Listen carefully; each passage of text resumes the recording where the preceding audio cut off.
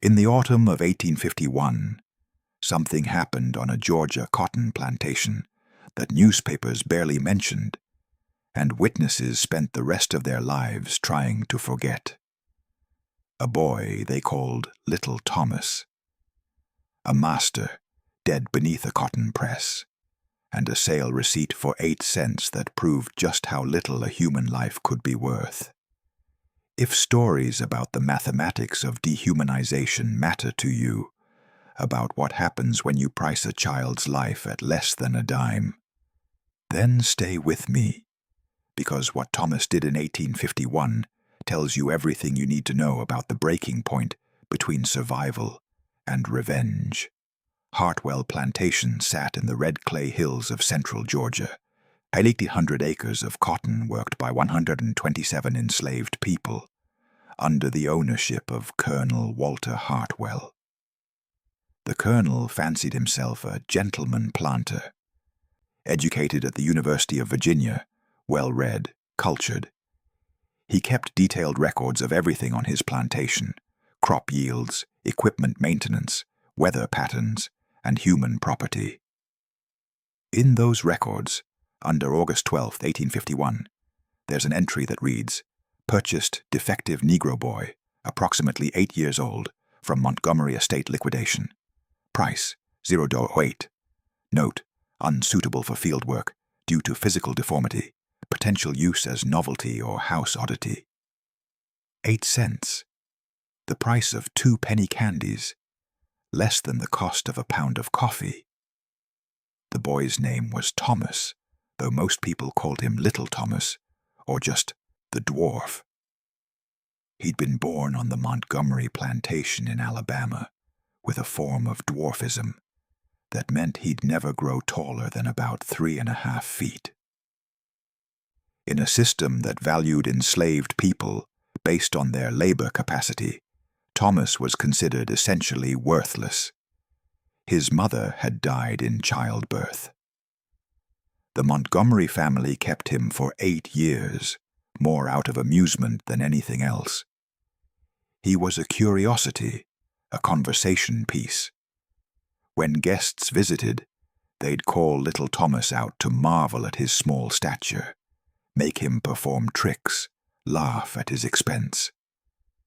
When the Montgomery estate was liquidated after the patriarch's death, most of the enslaved people sold for hundreds of dollars, prime field hands going for $100-200 or more. Thomas sold for 8 cents because no one wanted a slave who couldn't do productive work. Walter Hartwell bought him on a whim. 8 cents was nothing, and Hartwell thought Thomas might be entertaining for his children, might make an interesting oddity to show off to visitors. Thomas arrived at Hartwell Plantation in chains, though the chains were comically large for his small body. He stood on the auction block, really just a wooden platform behind the plantation office, while Walter Hartwell examined him like he was a strange insect. "Can you work?" Hartwell asked. "Yes, sir," Thomas replied. His voice was higher-pitched than expected, which made Hartwell's children, watching from a distance, giggle. "What kind of work?" "Anything, sir. I'm small, but I'm strong. I can carry things, clean, help in the kitchen." Hartwell walked around Thomas, studying him. "You're certainly an oddity. My children will find you amusing, but you'll need to earn your keep. We'll find uses for you." And so, Little Thomas became property of Hartwell Plantation, worth less than the shoes on his new master's feet. The first few weeks were humiliating, in ways Thomas hadn't experienced even at the Montgomery place. Hartwell's 3 children, ages 7, 9, and 11, treated Thomas like a living toy. They'd dress him in doll clothes, make him perform for their friends, create shows where Thomas would have to dance or sing or do tricks. When he complied, they'd give him scraps from their meals as payment. When he showed any reluctance, they'd threaten to tell their father, who would have him whipped. Thomas endured it because he had no choice. He was 8 years old, 3.5 feet tall, and worth 8 cents. He had no leverage, no options, no dignity left to protect. But he was smarter than people realized. Being treated as a curiosity, as something less than human, had taught Thomas to observe carefully. People said things around him they'd never say in front of a normal slave. They assumed his small stature meant a small mind. They were wrong. Thomas watched everything, learned the layout of the plantation, understood the power structures, who had authority over whom, when people were paying attention and when they weren't. He catalogued information constantly, storing it away without fully understanding why. After the initial novelty wore off, the Hartwell children grew bored with Thomas. He was reassigned to general labor around the plantation, whatever odd jobs needed doing that didn't require much height or strength. He fetched water for the kitchen, cleaned out chicken coops, swept the big house, ran messages between the main house and the overseer's office. It was tedious, degrading work, but at least he wasn't being dressed up like a doll anymore. Thomas worked hard, trying to prove his worth despite his size. He developed techniques to compensate for his physical limitations, using leverage instead of strength, working smarter instead of harder, finding ways to accomplish tasks that seemed impossible for someone his size. The overseer, a man named Josiah Crenshaw, noticed Thomas's intelligence and started giving him more complex tasks. Organizing the tool shed, keeping inventory of supplies, even helping with basic bookkeeping since Thomas had been taught to read numbers by the Montgomery children, who'd found it amusing to educate their pet. For several months, Thomas's life at Hartwell Plantation was stable. Not good. Slavery could never be good, but stable. He had work that used his mind as well as his body. He wasn't being openly mocked or abused. He'd found a niche. Then Walter Hartwell's wife died. Margaret Hartwell succumbed to fever in December 1851. Her death left Colonel Hartwell devastated and increasingly erratic. He'd always been a harsh master, but Margaret had provided some moderating influence. Without her, his cruelty intensified. He began drinking heavily. His moods became unpredictable. One day he'd be melancholy and passive, the next violently angry. The enslaved people on Hartwell Plantation learned to avoid him when possible and submit immediately when avoidance wasn't an option. Thomas, because of his small size and his work around the big house, couldn't always avoid Hartwell. And Hartwell began to focus on Thomas in an increasingly disturbing way. It started with verbal abuse. Hartwell would see Thomas and make comments about his appearance, his size, his worth. "There's my 8-cent investment," he'd say. "I've gotten more value from that 8 cents than I expected.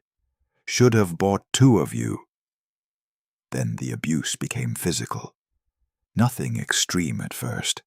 A shove here, a slap there, forcing Thomas to do degrading things for Hartwell's amusement. Make him try to reach things on high shelves. Make him squeeze through small spaces. Mock his proportions while dinner guests laughed. Thomas endured it all with the same blank expression he'd learned to wear. Show no emotion. Give them no reaction. Just survive. But inside, something was building. In March 1852, 6 months after Thomas arrived at Hartwell Plantation, things escalated. Hartwell had been drinking. He was drunk most evenings now, and called Thomas to his study. When Thomas entered, Hartwell was examining a document. "Do you know what this is?" Hartwell asked, holding up a piece of paper. "No, sir." "It's your bill of sale. 8 cents. Do you understand what that means?" "Yes, sir." "It means you're worth less than nothing. It means I could kill you right now, and I'd be out 8 cents. I've spent more than that on cigars today." Thomas said nothing. "Do you have any idea how pathetic you are? You're a defective specimen, a joke of nature. Your mother probably died of shame after producing something like you." Still, Thomas said nothing, but his hands were clenched into fists behind his back. "Look at me when I'm talking to you." Thomas raised his eyes to meet Hartwell's gaze. For just a moment, Hartwell saw something in those eyes that made him pause.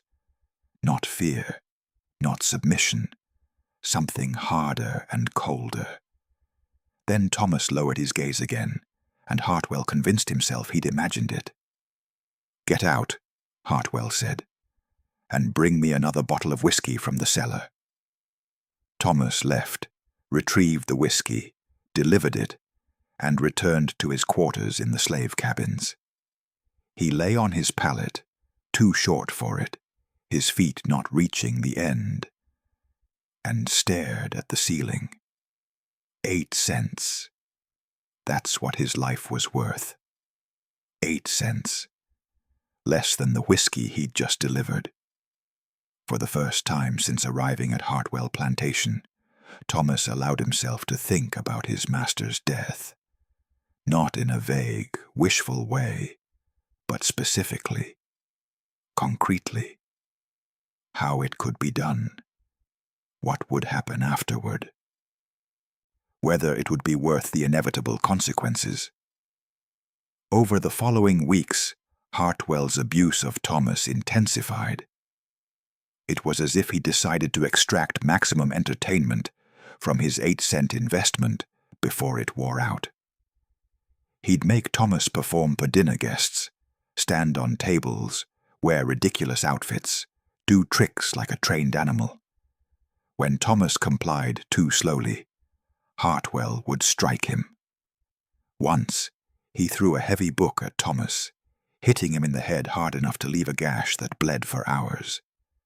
The other enslaved people at Hartwell Plantation watched this treatment with a mixture of pity and fear. Pity, because they could see what was happening to Thomas. Fear, because if Hartwell would treat even a child with dwarfism, this cruelly, what might he do to them? Some tried to help Thomas in small ways.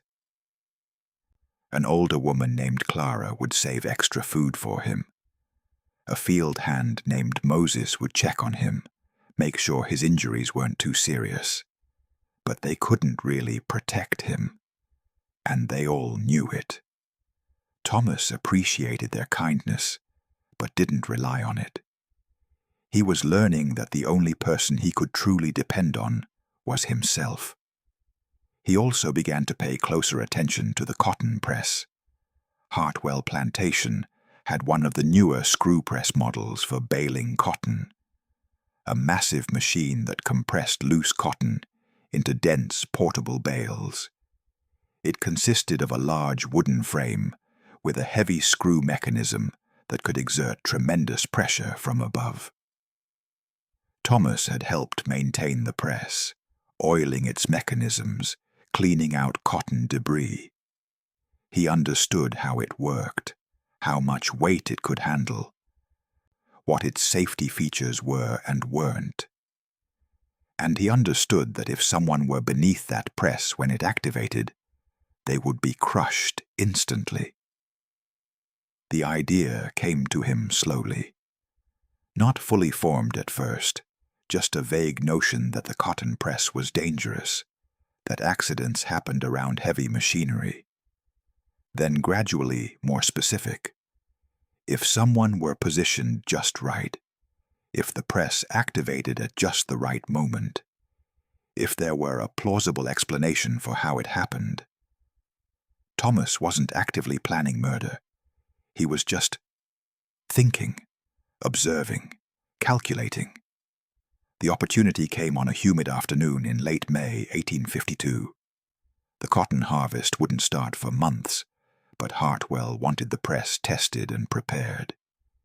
He'd assigned Josiah Crenshaw to oversee the maintenance, and Crenshaw had enlisted Thomas to help because of his small hands, good for reaching into tight spaces to oil mechanisms and clear debris. Thomas spent the morning working on the press. He was underneath it at one point, clearing out old cotton fibers that had gotten jammed in the compression chamber. The massive screw loomed above him, heavy and threatening. He tested the activation mechanism.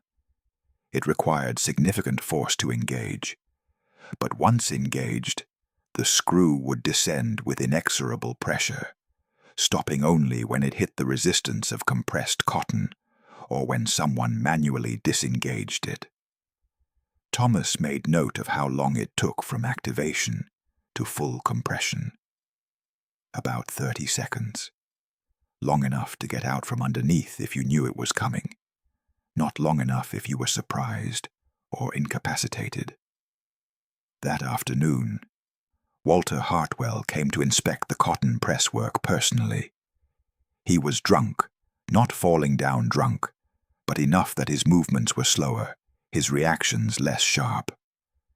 "How's the work progressing?" he asked Crenshaw. "Nearly done, Colonel. Just a few more adjustments to the compression mechanism." "Good.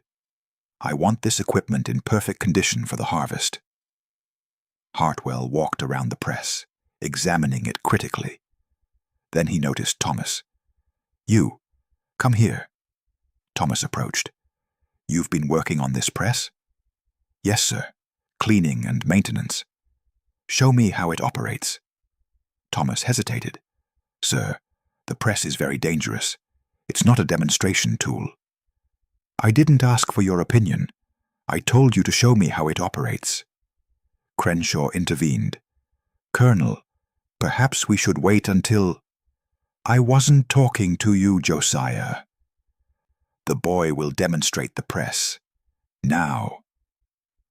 Thomas looked at the press, then at Hartwell. Something clicked in his mind. Not a decision exactly, more like a recognition that this moment had been coming, had been inevitable since the day he was sold for 8 cents. "Yes, sir," Thomas said quietly. "I'll need you to position yourself here so you can see the mechanism clearly." He led Hartwell to the compression chamber, the space where cotton would be placed for baling. "If you stand right here, you can see how the screw mechanism engages with the cotton." Hartwell stepped into the compression chamber, looking up at the massive screw above him. "The cotton would be loose here," Thomas explained, his voice steady. "And when the operator activates this lever—" He moved to the side of the press where the engagement lever was located. It was designed to prevent accidental activation. You had to push and then pull, a 2-step process. "The screw engages and begins descending," Thomas continued. "It takes about 30 seconds to reach full compression." Hartwell was still looking up at the mechanism, trying to understand how it worked. "Fascinating. The engineering is quite—" Thomas pulled the lever. The screw began to descend with a mechanical grinding sound. Hartwell realized what was happening instantly. His eyes snapped to Thomas, who stood by the lever with his hand still on it, his expression completely blank. "Stop!" Hartwell shouted. "Disengage it!" Thomas didn't move. "I said disengage it. That's an order." The screw descended. Hartwell tried to run out of the compression chamber, but his drunk reflexes were too slow, and the chamber's entrance was narrow. His jacket caught on a protruding nail. He struggled with it for precious seconds. "Thomas, please!" The screw was 5 feet above Hartwell now. 4 feet. 3.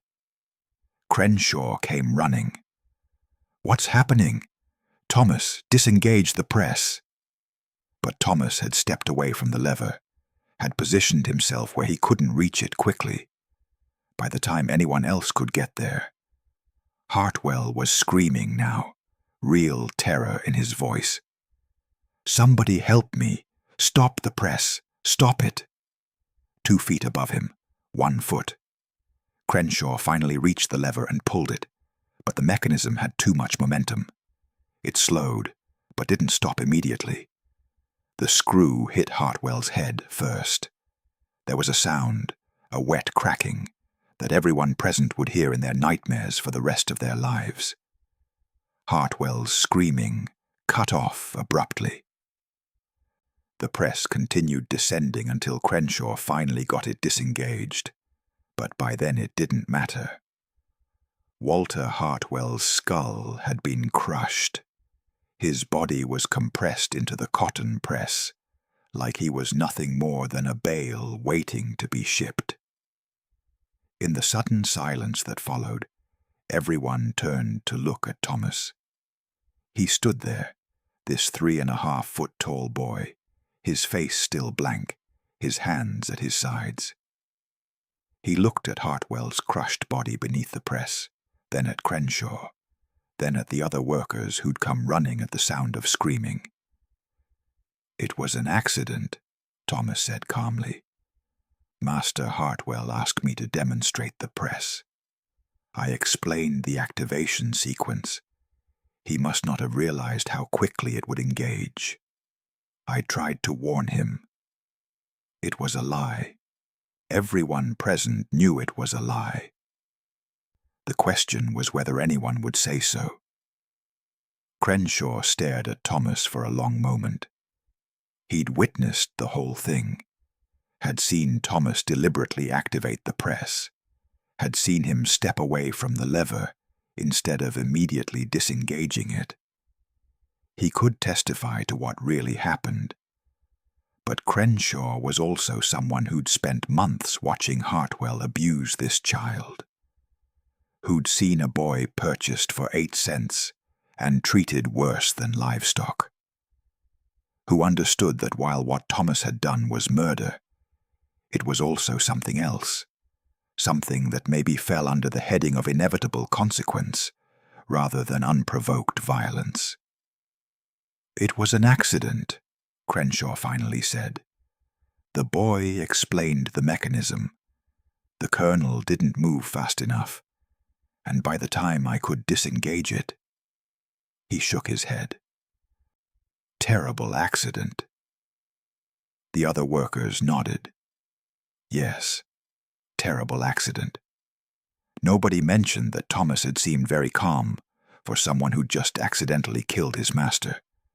Nobody pointed out that he'd had plenty of time to disengage the press before it crushed Hartwell. They helped Crenshaw raise the press and remove what was left of Walter Hartwell. It wasn't pretty. The cotton press had done its job efficiently, compressing everything beneath it into a much smaller space than a human body should occupy. Thomas watched all of this with that same blank expression. Only once, when they were finally removing Hartwell's body, did Thomas's face change. The corners of his mouth twitched upward, just for a second, in something that might have been a smile. Then it was gone, and he was blank again. The authorities arrived the next day. The sheriff, a magistrate, a doctor to examine the body. They questioned everyone who'd been present. Crenshaw told his story. Tragic accident.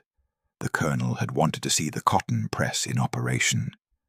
The boy had explained the mechanism, but Hartwell had been too close when it activated.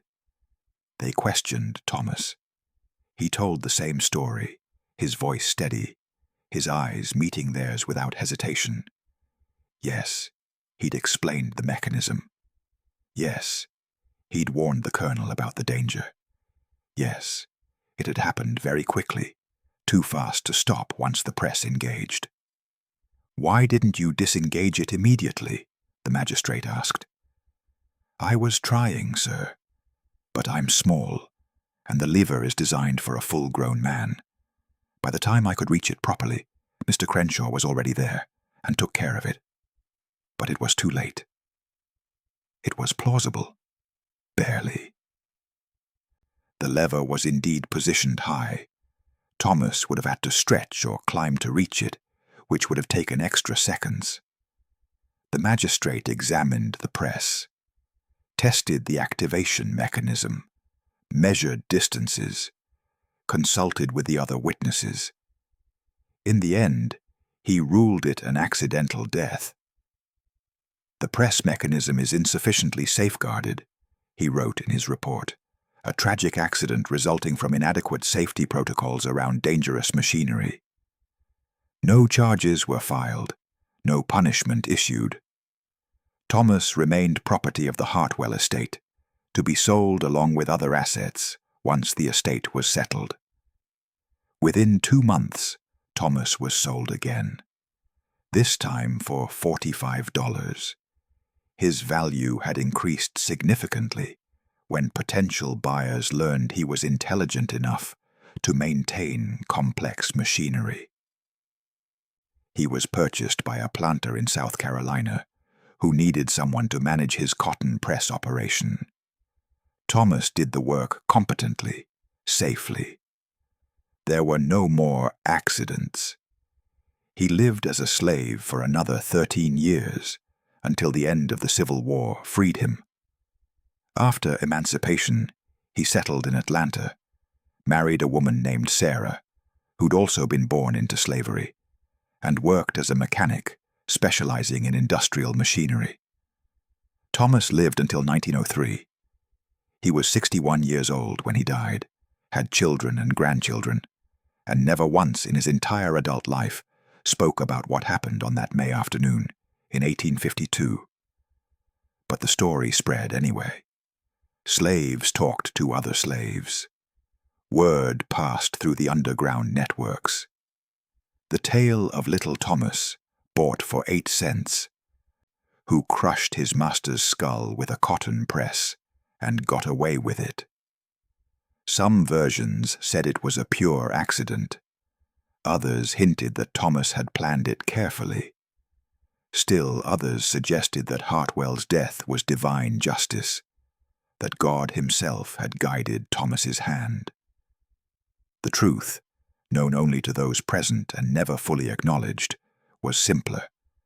Thomas had seen an opportunity and taken it, had recognized that in that moment, with Hartwell drunk and vulnerable and standing beneath a machine that could kill instantly, a certain sequence of actions would produce a certain result.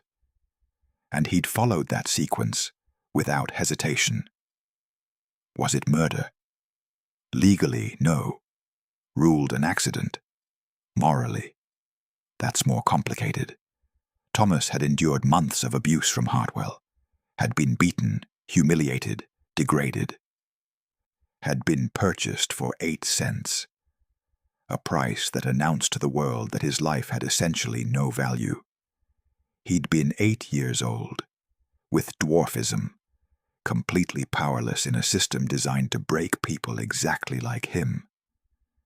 And he'd killed his abuser, using the only weapon available: intelligence, patience, and an opportunity that came from understanding machinery better than his master did. The photograph we have, Thomas standing in front of a group of white men who tower over him, his face serious and defiant despite his small stature, captures something essential about his story. He's not bowing, not submissive, despite everything that was done to him, despite being valued at less than a dime. He maintained his dignity. That's what made his act so dangerous to the slave system. Not just that he killed his master, but that he did it intelligently, got away with it, and never showed regret. Slave owners across the South wanted to believe that enslaved people were too simple-minded or too frightened to effectively resist. Thomas proved that wrong. He showed that even the most worthless slave, a child with dwarfism, purchased as a novelty, could be smart enough and patient enough to wait for the right moment and strike decisively. That's terrifying if you're someone who depends on the fiction that enslaved people are content with or incapable of changing their situation. Today, there are descendants of Thomas who know his story through family oral histories. They're proud of what he did, how he survived, how he built a life after slavery, despite everything that was done to him. One of his great-great-granddaughters, interviewed in 1995 for an oral history project about Georgia slavery, said, "We grew up knowing about little Thomas, about how he was sold for 8 cents and ended up being worth more than the man who bought him, about how he was small in body but not in mind or courage, about how he understood that sometimes the only way to survive is to fight back with whatever weapons you have." She paused, then added, "People want to say he murdered his master, but I think it's more accurate to say he defended himself against someone who was slowly killing him through abuse and humiliation. The cotton press was just his means. If he'd had other options, maybe he would have chosen differently. But he didn't have options. He had 8 cents of worth in a system that valued him less than dirt. So he used what he had. That's the essential question. Is it murder when the victim is a monster and the killer has no other recourse? The law said it was an accident, but everyone who was there knew better. They just chose not to speak that knowledge because Thomas had done something they all understood on a fundamental level. He'd struck back against someone who deserved it, using the only means available to someone in his position. Does that make it justice, revenge, self-defense? Maybe all three. Maybe none. Maybe it's something that doesn't fit into our neat categories of right and wrong, because it happened in a system so fundamentally unjust that normal moral reasoning doesn't apply. What's not debatable is what happened. A boy purchased for 8 cents crushed his master's skull with a cotton press. Whether by accident or design, the result was the same. Walter Hartwell died, and Thomas lived. And maybe in the calculus of slavery, that was the only equation that mattered. So what do you think? Was Thomas a murderer who got away with it, or a victim who defended himself the only way he could? Was his act premeditated murder, or a split-second decision born from months of abuse? Should he have been punished, or did he deserve a medal? These aren't academic questions. They're about how we understand resistance in oppressive systems, about what we owe to victims of systematic abuse, about where the line is between justice and vengeance. If you believe these stories matter, the complicated ones, the ones where the victim was an abuser and the murderer was an 8-year-old with dwarfism who'd been purchased for less than a dime, then remember Thomas. Remember that he was 8 cents. Remember that Hartwell thought that Price gave him unlimited rights to abuse a child. Remember that Thomas endured months of humiliation and violence before the cotton press incident. Remember that witnesses lied to protect him. Remember that the authorities ruled it an accident, even though some of them probably suspected the truth. Remember that the slave community celebrated quietly while pretending to mourn. Remember all of it. The abuse, the opportunity, the activation of the press, and the deliberate stepping away from the lever, the crushed skull, the ruling of accidental death. That's the full picture. That's the truth that needs remembering. Because if we only remember the sanitized version, tragic accident involving industrial machinery, we miss the real story. We miss understanding what slavery did to people, how it created situations where an 8-year-old would calculate his master's death and then execute that plan without hesitation. We miss seeing that the cruelty wasn't what Thomas did to Hartwell, but what the system did to Thomas that made Hartwell's death seem like the only viable option. That's the legacy. That's what matters. That's what we need to remember. The 8-cent boy. Worth less than nothing according to the ledgers, but smart enough and brave enough to use a cotton press as a weapon when no other weapons were available. Tell his story. Make sure it's not forgotten. Make sure people understand that Thomas wasn't a monster. He was a child pushed past the breaking point by a system that valued him at 8 cents, and a master who thought that price entitled him to unlimited cruelty. And make sure people understand that when you push someone, anyone, far enough, when you take away all options except submission or death, some people will find a third option. They'll find a way to fight back, using whatever tools are available. For Thomas, that tool was a cotton press. And Walter Hartwell learned too late that 8 cents had bought him an enemy smarter and more patient than he'd ever imagined possible. That's the story. That's the truth. That's what happened in Georgia in 1851 when a dwarf slave boy who'd been purchased as a novelty proved that he was far more dangerous than anyone expected. Remember his name. Remember his worth. Both the 8 cents they claimed and the immeasurable value of his intelligence, courage, and refusal to be completely broken.